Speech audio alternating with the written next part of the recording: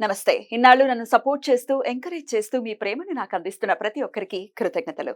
అలాగే ఈ వీడియో కూడా ఖచ్చితంగా మీకు ఉపయోగపడుతుంది. లైక్, షేర్ అండ్ సబ్స్క్రైబ్ చేసి మీ సపోర్ట్‌ని నాకు అందించండి. అలాగే ఈ వీడియో పట్ల మీకున్న అభిప్రాయాన్ని కామెంట్ సెక్షన్‌లో కామెంట్ చేసి తెలియజేయండి.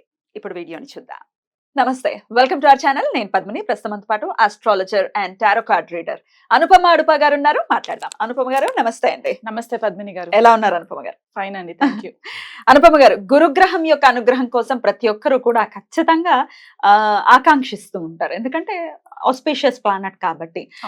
అయినప్పటికీ మాలిఫిక్ రిజల్ట్స్ ఇవ్వాలి అనుకుంటే గురువు ఖచ్చితంగా ఇవ్వాలి అనే రాసి పెట్టుంటే, లేకపోతే ఇచ్చేటటువంటి పొజిషన్స్ లో కనుక ఉంటే ఇస్తారు అనేది కూడా అస్ట్రాలజర్స్ చాలా మంది చెప్తూ ఉంటారు. మరి గురువు అనుగ్రహం కావాలండి, ఆయన మాలిఫిక్ రిజల్ట్స్ వద్దు అని ఒకవేళ అనుకుంటే గనక ఎట్లాంటి రెమెడీస్ చేసుకుంటే ఆయన అనుగ్రహం అనేది ఖచ్చితంగా వస్తుంది? మరి ఆల్రెడీ రాంగ్ ప్లేసెస్ లో ఉంటే స్మార్ట్ రెమెడీస్ అనేవి పనిచేస్తాయా? ఓకే. గురు గురించి మాట్లాడడం is always like never ending అండి.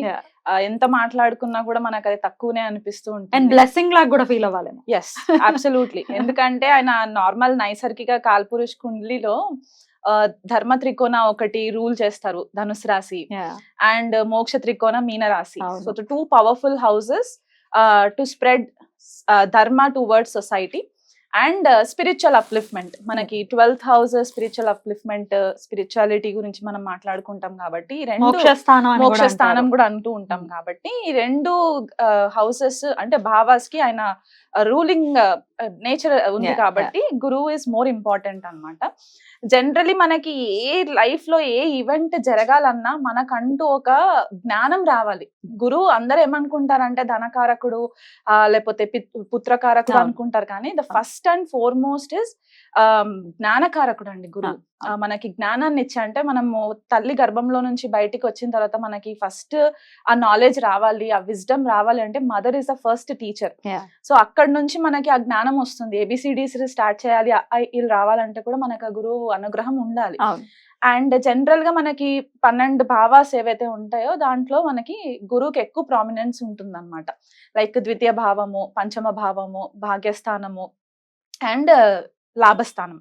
ఎందుకంటే మనకి భాగ్యానికి, లాభానికి, కుటుంబానికి అన్నిటికీ కూడా మనకి గురువు చాలా ఇంపార్టెంట్ అవుతారు. అంటే అన్ని మొత్తం లైఫ్ అంతా దాని చుట్టూనే ఉంటుంది. సో మనకి ఇంకొకటి ఏంటి అంటే కొన్ని జాతకాలలో ఏమవుతుందంటే కొంతమందికి గత జన్మలో చేసిన కర్సెస్ వల్ల, ప్రారబ్ధ కర్మాల వల్ల గురువు కొద్దిగా అఫ్లిక్టెడ్ అయిపోవడము. అంటే ఎక్కడ ఉంటే అఫ్లిక్ట్ అయినట్టుగా కన్సిడర్ జనరల్ గా మనకి 6th హౌస్ రోగస్థానము, అష్టమ స్థానము 12th హౌస్ లో ఉంటే మనకు అంత ఫేవరబుల్ రిజల్ట్స్ ఇవ్వరు గురువు.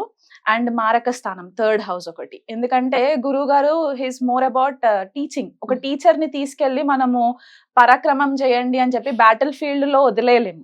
దట్ ఈస్ ఫర్ మార్స్, కుజుడి గురించి కాబట్టి. సో గురువు గారు అక్కడ మారక స్థానంలో కూడా అంత ఫేవరబుల్ రిజల్ట్స్ ఇవ్వరు అనమాట.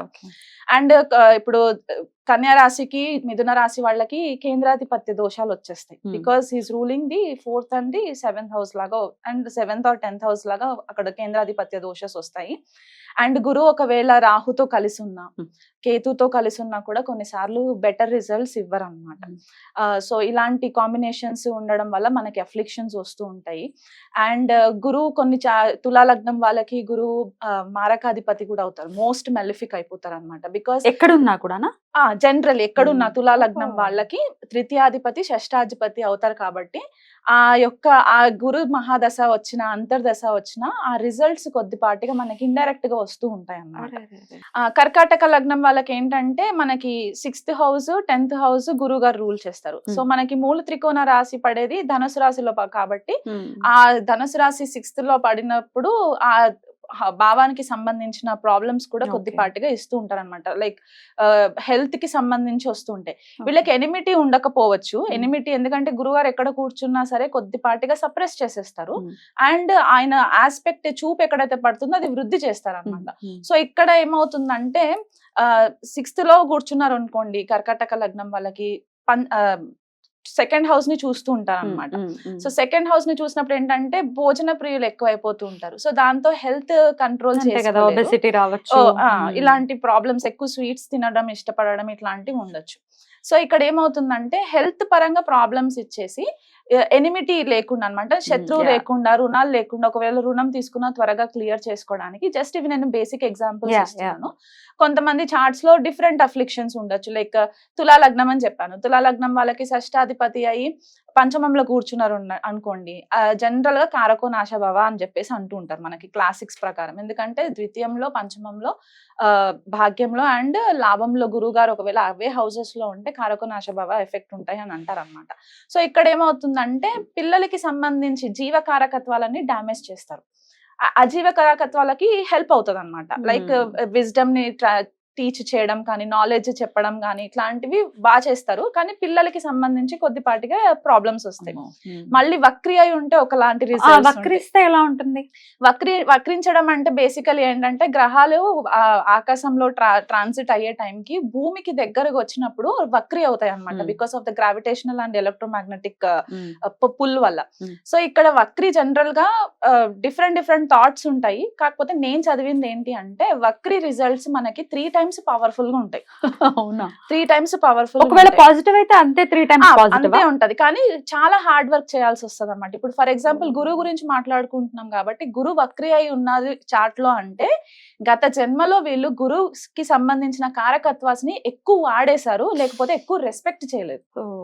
అంటే ఇప్పుడు గురువులు ఉండొచ్చు పాస్ట్ లైఫ్ లో, వాళ్ళు చెప్పిన మాటలు వీళ్ళు వినకుండొచ్చు, ఆ నేటివ్ వినకుండొచ్చు. దానివల్ల ఈ జన్మలో గురువు దొరకరు అనమాట. బేసికలీ గురు వక్రి అయిన వాళ్ళకి గురువు దొరకడం చాలా కష్టం అయిపోతుంది. ఒకవేళ దొరికినా వీళ్ళకి సాటిస్ఫాక్షన్ ఉండదు. ఏదో ఒక స్టేజ్ లో వాళ్ళకి కొద్దిపాటిగా డిస్టర్బెన్సెస్, క్లాషెస్ వచ్చే ఛాన్సెస్ కూడా ఉంటాయి అనమాట వక్రి అయిన వాళ్ళకి.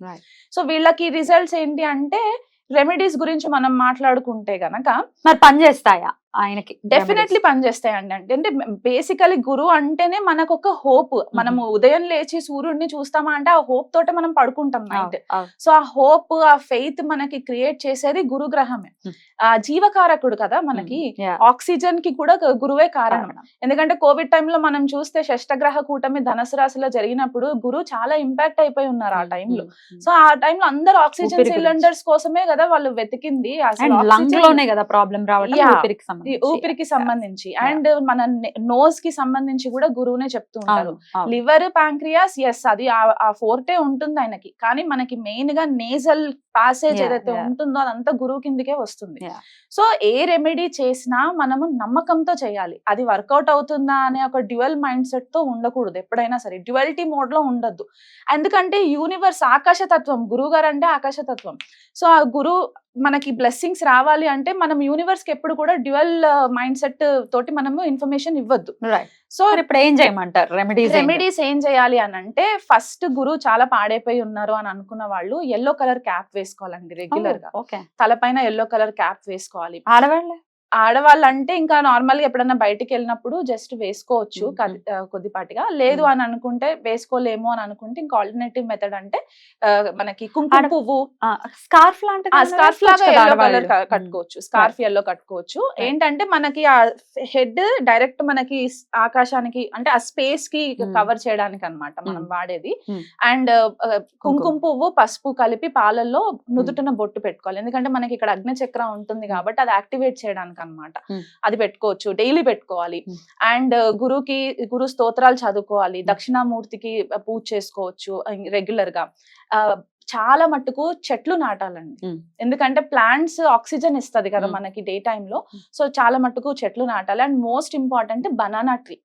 ఎందుకంటే గురువుకి మనము బనానా ట్రీ చెప్తూ ఉంటాం కాబట్టి ఆ బనానా ట్రీ, ఎందుకంటే Guru is also related to potassium in our body.